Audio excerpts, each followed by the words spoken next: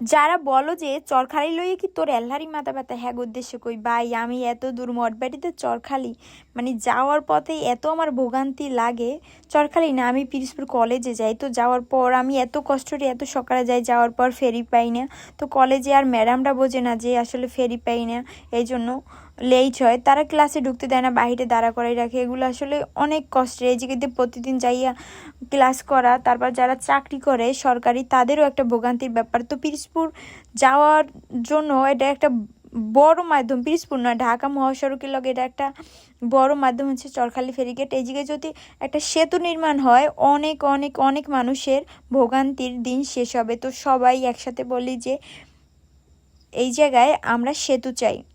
আর হচ্ছে আমরা যদি লক্ষ্য করি যে চরখালি ফেরিঘাট, ফেরিতে অতিরিক্ত যানবাহন নেওয়া হয়, এগুলো আসলে ঠিক না, কারণ প্রত্যেকটা ফেরিতে নিয়ম অনুযায়ী নেওয়া উচিত।